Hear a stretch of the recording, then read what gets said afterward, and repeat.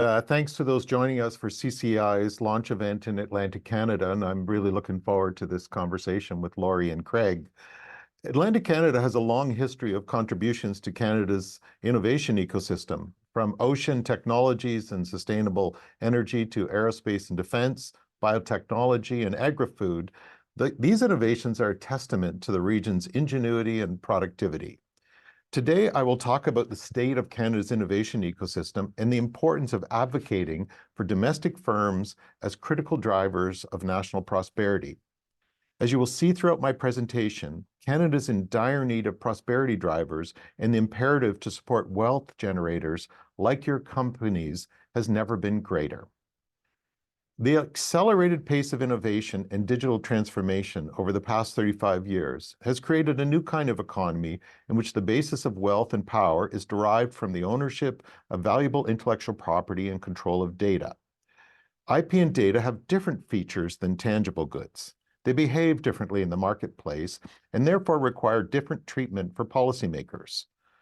IP and data are now the world's most valuable business and national security assets. In 1976, 17% of the value of the S&P 500 was intangibles. Today, intangibles comprise over 90% of the S&P 500's $40 trillion total value. Furthermore, the rapid development of automated decision systems has ushered in a new era, a new economic age of machine knowledge capital, a new form of productive capital that competes with and complements the human knowledge capital. The consequences of this era are profound, particularly because, unlike human capital, machine knowledge capital scales enormously because it features zero marginal cost to replicate. Innovation is a well-established economic concept. It is the commercialization of ideas across all sectors and industries. Yet in Canada, our policy community confuses innovation with many other policy activities. And because of this, our innovation and prosperity outcomes suffer. The tangible and intangible economies are fundamentally different. In the production-based industrial economy of tangibles, the ability to produce efficiently at scale and sell at lower prices enables the capture of markets, which underpins profitability.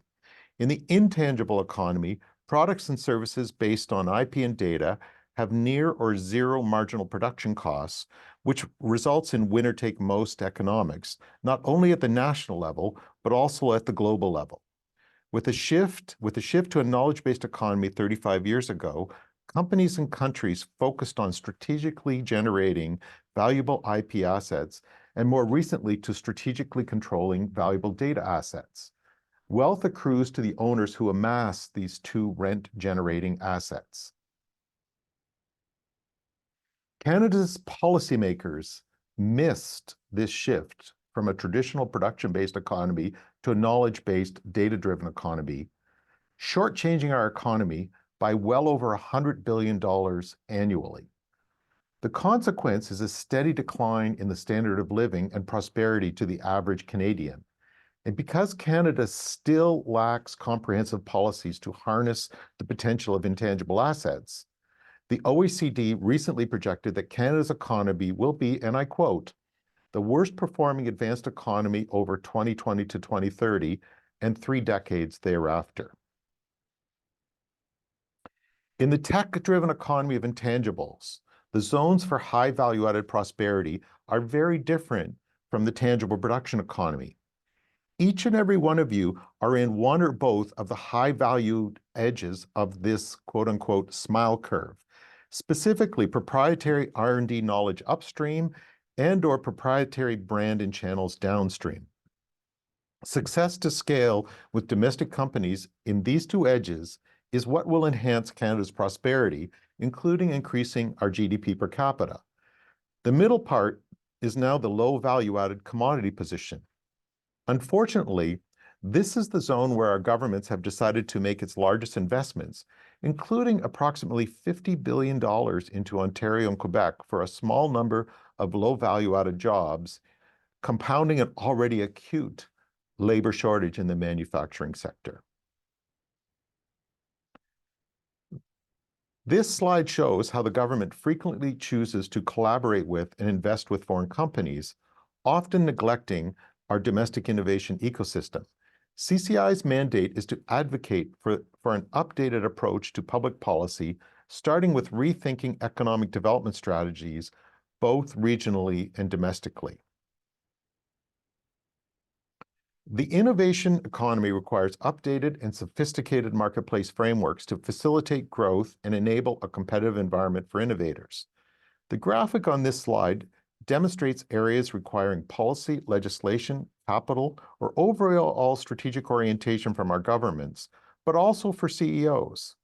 As a fellow tech CEO, I know it's natural to focus on the most immediate priorities, and access to talent and capital are first among them. But I urge you to stay on top of the full suite of policies that shape your environment, because I can assure you your global competitors do. The difference in understanding the policy landscape is a company that grows to 10 million versus one that grows to billions in revenue.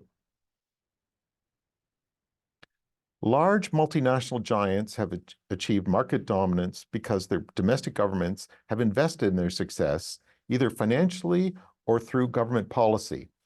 At the national and provincial levels, CCI advocates for economic strategies that increase access to talent, capital, and customers for homegrown firms, and policies that expand your freedom to operate on the global stage through modern marketplace frameworks.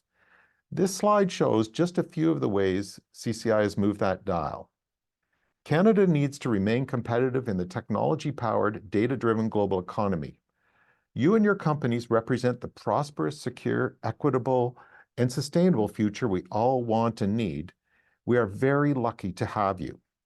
It is essential that our policy community understands what side their bread is buttered on, which is fully supporting each of your plans to 10x your sales. Thank you very much for joining today, and I look forward to taking questions in my conversation with Laurie and Craig. Jim, thank you so very much. And again, thanks for being here with us today as we launch the Atlantic Bureau. Craig, Laurie, over to you, and really looking forward to this conversation. Just a reminder to everyone, we'd love this to be a true conversation, so feel free to post your thoughts and questions in that chat. Thank you. And that was great, Jim. I took some notes here, some really interesting things. It's too bad we only have half an hour, because I'm sure we could spend a lot more time. I read your op-ed in the National Post back in January. I actually read it a few times. And there are a lot of jumping off points there. And I know you have a perspective on this. Why should we be concerned with prosperity in our innovation? And do you have some ideas about how we can fix this, both short and long term? Sure, Laurie. Thanks for the question. I mean, we've all experienced what eroding prosperity looks like. It's a beautiful country. We all love it, but it's an expensive country. And we need the prosperity to pay for the healthcare, for the schools, for the social programs, for the environment, for everything we want. So when the wealth is made in the intangible world, then, and a good evidence is when somebody does an app for drivers, taxi drivers, the keeper of that app becomes worth $100 billion, but the taxi medallions drop to almost zero. So it shows the shift between tangible and intangible assets. And if you own these intangible assets in your domestic economy, that's where you get prosperous. And so what is the strategies we have domestically for owning and controlling these assets and getting all the wealth effects, the tax effects, the headquarter job?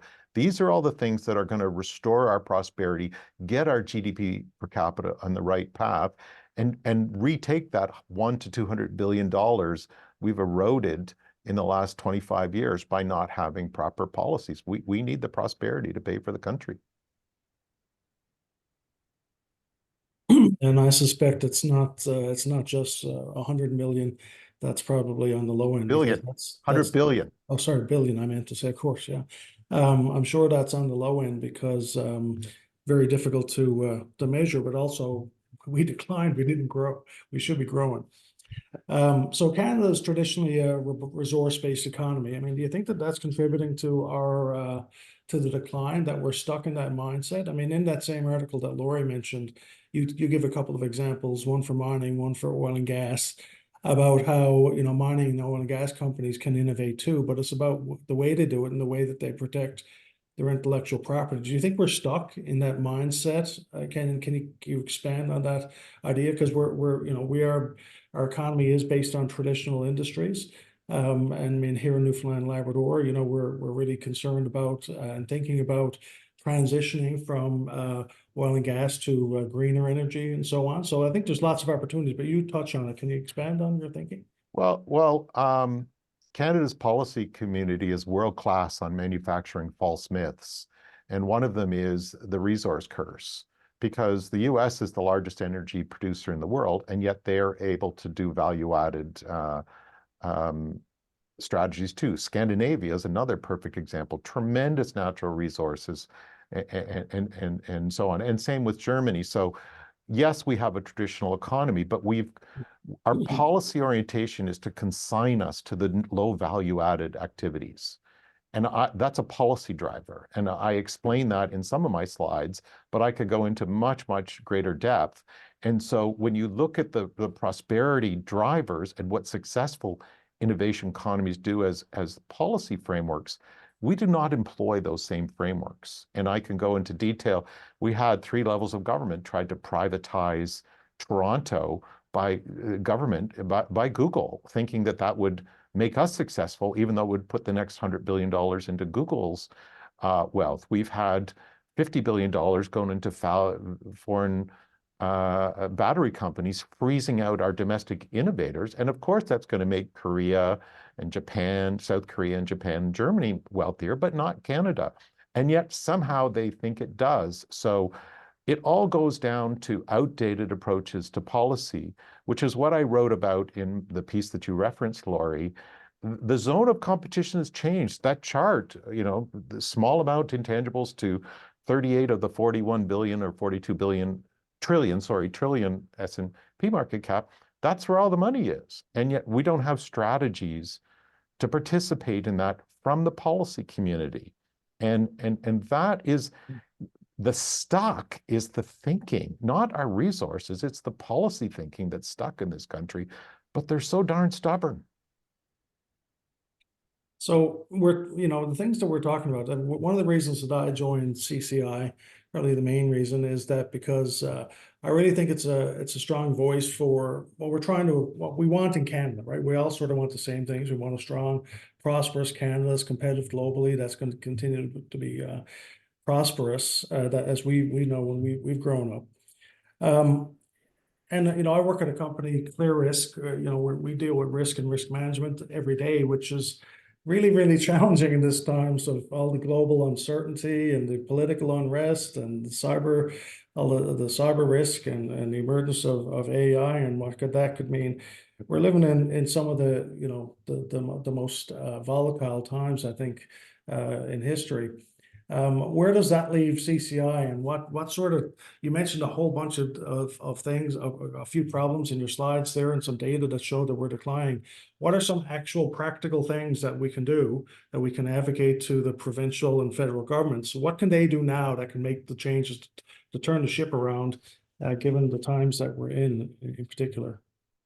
Well, there's many things we can do. First of all, I mean, I get calls all the time from domestic innovators who get a tremendous runaround on procurement from various levels of government. They just have this aversion to doing business with domestic firms, overwhelming majority of the time. Our national granting councils, which is our big investments, basically don't pay any attention to who owns the ideas that come out of the domestic funding. And that's the knowledge-based economy that underpins that intangible shift.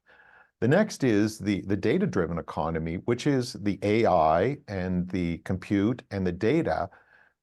We have no strategies for that. We have no strategies to pool data, to avail compute capacity to our domestic firms, to rebalance the asymmetries between foreign giants and domestic companies. And so what are our strategies to participate in that for data, for IP, for procurement? And I could go on in that. And I can absolutely assure you and I'm very involved in Washington in these files. I'm very involved in Brussels and Europe. Nobody in the world does it like Canada. Our policies are completely different when it comes to prosperity and innovation, the best firms than any other country in the world. And that's why we're last place in the OECD. And it has absolutely nothing to do with the culture of our entrepreneurs. They call you complacent, people that are on public pay. They write reports that say you're complacent because they claim they've got the public policies right. And it's the complete opposite. They've got the policies wrong, and our entrepreneurs are outstanding. And the key is to get the wind at your back, not in your face. I don't feel complacent, do you, Laurie? I'm not in one place very long, I know that. But I can tell you, there are so many reports out there that say the issue is complacency. There's a report from this Prosperity Council just last week, another one coming out, that if you guys weren't so complacent, Canada would be fine. And I know you're hardworking. I've met these entrepreneurs. They're inspiring, how smart, how courageous you are, how much weight you carry on your back, how you lead communities, lead your people. And then people that are on the public payroll decide they get to call you lazy and complacent. And my sense of fairness is violated when I hear that, because it's the exact opposite. Yeah, I certainly a couple of things come to mind as I listen to both of you speak about this. One is I find entrepreneurs, innovators, and people who are interested in the next generation and where we're going to find wealth have coalesced around CCI. I did not know it existed until Kathy Bennett, who was mentioned, introduced the organization to me. And as an entrepreneur in St. John, New Brunswick, running a scaling tech company in the financial services sector, there were many things that I thought, wouldn't it be lovely if someone stepped forward and advocated for these things? And when I came together with this group, it was very inspiring because we have to be on a mission of nation building and creating wealth. And it's critically important to not, I think most people building a company are not just doing it for themselves or even for the teams that they're growing, but they are doing it for their communities. And let's say CCI is really successful in coming forward in their advocacy initiatives to provincial and federal governments on some of these opportunities like procurement and AI strategies, data strategies, and national grants. What has to happen, and I know we have, and we work alongside and with our leaders in governments, which we do appreciate, what do they need to do to be able to meet us at the table and start moving things forward? Do you have some ideas about that, Jim? Well, there's really the most important thing I try to do is explain how the system works, because I went through that one slide very quickly, but you all are going to be sent that by email. But the one with the arrows, how the system works completely opposite the way you were conventionally trained in economics. I have an economics specialist amongst my degrees, and the way this system works is completely opposite. Where trade agreements used to, as an example, used to spread competition and spread efficiency. Now trade agreements are there to spread monopolies and introduce friction for intangibles. They work completely opposite. So when we run around and say Canada has more free trade agreements, absent of a monopoly spreading strategy, we're actually eroding our competitiveness, yet they think they're advancing our competitiveness. So the most important thing is education, that our policy community needs to update their understanding, because as Maya Angelou says, when you know better, you do better. And I don't mind somebody hasn't updated their thinking, but when I have a problem is when their mind is closed and the blinders are on and they refuse to be open to knowledge. I can handle outdated, I can handle stubborn, but I can't handle stubborn outdated. And and so that's the part. Once they go through this analysis, they realize, oh my God, both you, Craig, and you, Laurie, and every one of these entrepreneurs on the call here, the only way we're going to turn around our productivity is by you growing 10x and 100x, not by giving $50 billion to foreign battery companies or the Dalhousie shop that gave all its research ownership fundamentally until very recently to Tesla, or U of T that gave its fundamental AI technology to Google, or those that universities that gave it to Huawei. That makes China rich, that makes Germany rich, that makes South Korea rich, that makes America rich, but it makes Canada poor. And that's the policy failure, but they think they're doing a good job. And that's the point that, you know, we have to update our understanding. They have to actually engage and talk to you guys, get to know you, show me the ROI for what you're doing for its proper spillovers, and they'll find that their investments are actually what's taking down our prosperity, not driving it as they're claiming. Well, I'm certainly energized about every single thing you just said there. Jim, as many people know, you led a company that put Canada on the national stage. In fact, for people of my era, you really changed the way we do work and commercialized that globally. You could be doing anything you want right now, but you choose to be here, sharing your insights, learning, and experience to help move the country forward. So I'm curious if you could tell us a little bit about why you and your colleagues started CCI. Well, you know, for me, you know, the moral code is you carry the load you think you can handle. And I wrote a piece on this back in May 2015 because I'd had enough of all these reports and things like that. And then John Ruffalo called to get together with a bunch of entrepreneurs. And my first slide was, I think, 12 different quotes about how they're all complacent by people that are on publicly funded jobs. And then I gave them another slide by how all these people in publicly funded jobs are helping your competitors do better in Canada. And I said, until you understand that you need to organize and engage, you're going to always have the wind at your back or wind at your face. And so they all got all riled up, and then they said, will you help us? And I go, oh, I'm so busy. And then somebody said to me and whispered to me, it's not fair to rile people up and then not be there to follow through on agreeing to do it. And I said, okay, I'll support you. I believe in you. I believe in the country. I get inspired every day by everything you all do. And yeah, my sense of fairness is violated by how I see you undermined by the policy community. So it's my honor and delight to be your cheerleader, and occasionally I have to do some air cover that's a little on the sharp side, but we got to get their attention sometimes. And it's very much appreciated.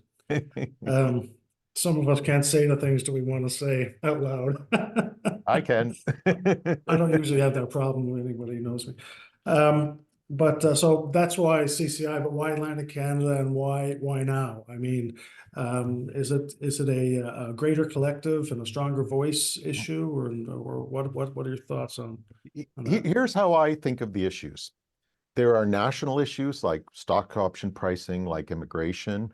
There are sectoral issues like clean tech or fintech, and there are regional issues. So if you take that Venn diagram, there's lots of intersections and there's lots of separation. So Atlantic Canada cooperating with the rest of the country, it makes everybody stronger. And what I've realized is our greatest weakness is the lack of organization.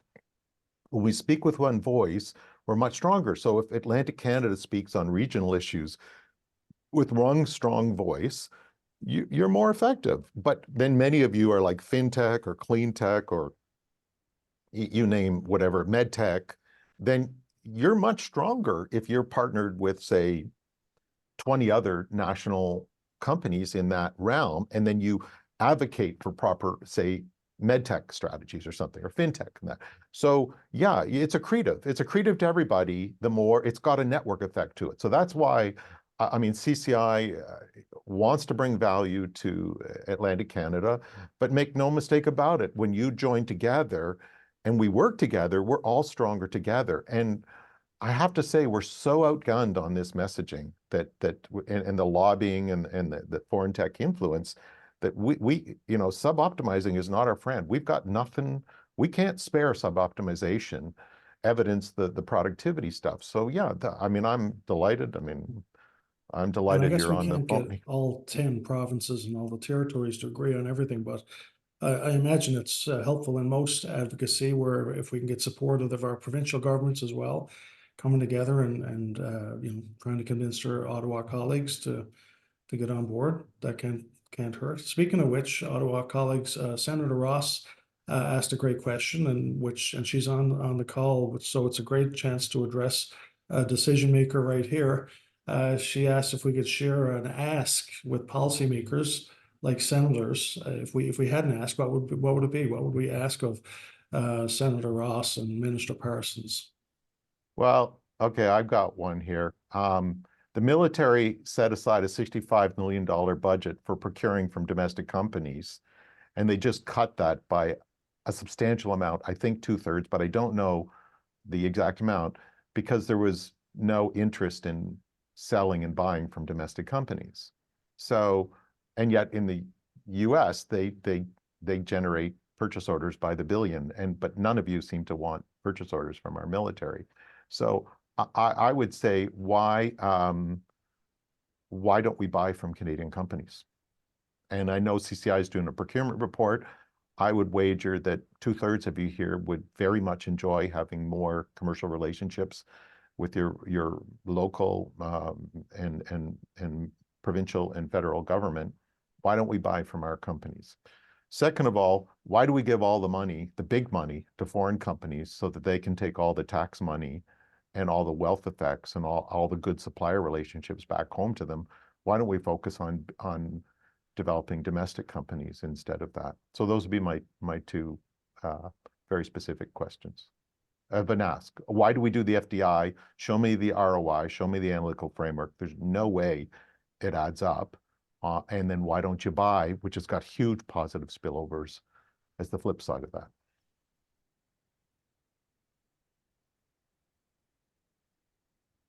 We've got a bunch of questions from the audience. Lori, do you want to dig into some of those? Just looking for one. Yeah, here we go. Yep. Oh, sorry, no, go ahead, Lori. If you've got one, go for it. One of the things that we're talking about challenges in Atlantic Canada, and something that I know we're striving to do in the region is mature our ability to raise capital, which is connected to this topic. You mentioned earlier in your sort of kickoff, helping companies not just have a goal of getting to 10 or 20 million or 50 million, but how do we create these billion-dollar companies and more of them in Canada? So Jim, I'm wondering if you have some thoughts around that as it relates to the innovation economy. Yeah, sure. And I mean, capital, you can't push capital, you got to pull capital through. And capital comes because you own something that you can get good economics, unit economics to an addressable market. So of course there's a shortage of capital, but the capital comes from owning something that's valuable.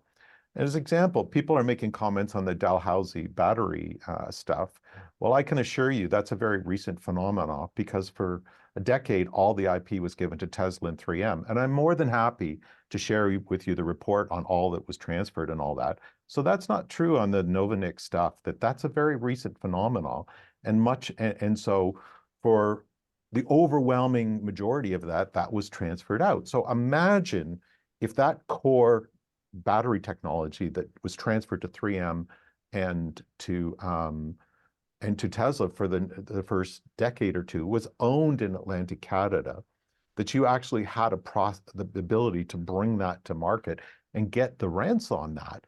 I assure you, capital finds you. So yes, there's a bit of a chicken and the egg, but if the capital can't double because of the absence of support from the policy framework, and then the process of the framework you don't have the freedom to operate and ownership of the IP and data to get that flywheel going, then capital shuts down. Capital is rational. So, I've noticed those comments on the Dalhousie. I'm more than happy to supply. I've got the analysis of all the transfers on it. It's egregious that we gave it all away as we did the AI, and the reversal is a very recent phenomena as a product of critiques of that. And so we're in a hole, and it's going to take a very, very serious reorienting to get out of that hole. And whether it's battery, whether it's telecom technology, whether it's smart city data, whether it's AI data, AI IP, this has been the policy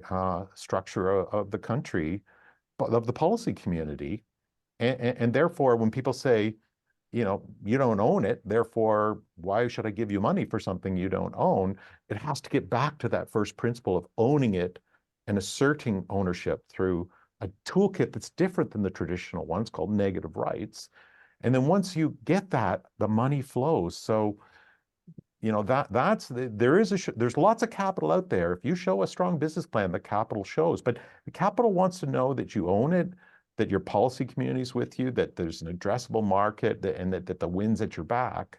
And you need everything in alignment. And we just simply haven't had alignment on these policies for 30 years of the knowledge economy. We never created the playbook for a changed world. We did free trade, which is fine for liberalizing markets, capital, and labor, but we did not have a rent accruing intangible strategy. This was a two-legged race, and we only ran one leg of it. And so our conversation today is about that second leg, that 90% of the wealth part of the leg. And I assure you, when we start adopting policies like the rest of the world has done, it's going to start reversing our GDP per capita. Strong and important messages that I am certain are going to be continued long after this webinar. Thank you for that. Jim, we've got a question here, actually, it's a good one. Do you share concerns expressed over foreign threats to Canadian IT businesses, like Nortel, for example? Theft of IP seems to be getting worse, and we are a target nation. Sure, we have theft of that, and sure, there's cyber thefts, but we take the best of our family jewels and put them on a table at the front lawn and tell people to help themselves. They don't have to sneak in the back door. We put a sign on and say, come on through the front door and help yourself. So it's been our public policy, whether it's giving it to big tech or giving it to foreign battery companies or giving it to foreign telecom companies. They don't have to steal. Don't get me wrong, there is theft, but our policy is to give it away. And so they don't have to steal it 95 times out of 100, but sure, there's times that theft happens. And look, we offered governance of our largest city to Google Sidewalk Labs, and they go file all the IP and hugely undermine 15 great smart city companies in Southern Ontario who have to spend 3 years fighting it, and then instead of building. So they have to battle 3 levels of government to stop them from letting the fox in their hen house, rather than the government saying, hey, we want to do this digital city. How do we cooperate and help you all grow? I mean, of course, it was a global scandal. Of course, they'll not talk about it now because it was misguided, but it cost 3 critical years. And Google filed a trove of patents in that time, all saying, you know, it's a big global kumbaya. But they're before the greatest of antitrust regulators around the world, the strongest. And I'm deeply involved in these files in Washington and Brussels. And we roll out the red carpet and say, come feast on our little companies, be nice to them. And they're hard on anybody just because they're there. It's not personal, but why would our public policy do that as a priority?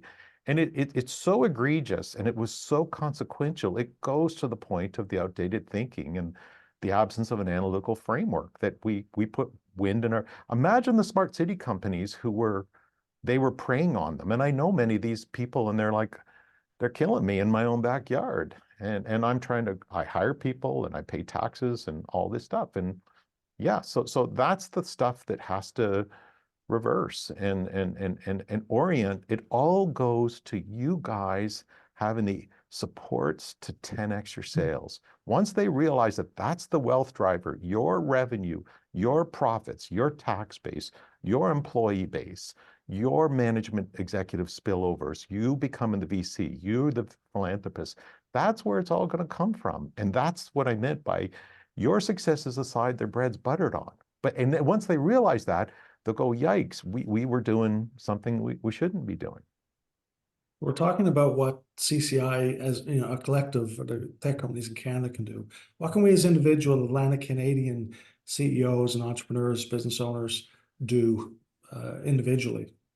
Or I think regionally. learning is one. You've got to learn, and you also got to find those things you can agree on. You made an appropriate joke that, you know, Canada, getting everybody to agree on anything in Canada is always tricky, but I'm pretty sure you'll find no trouble getting a bunch of your peers together to say we want more procurement. And so I think it's updating, it's trying to work with one voice where possible. If you're not in agreement, fine, don't bring that issue forward.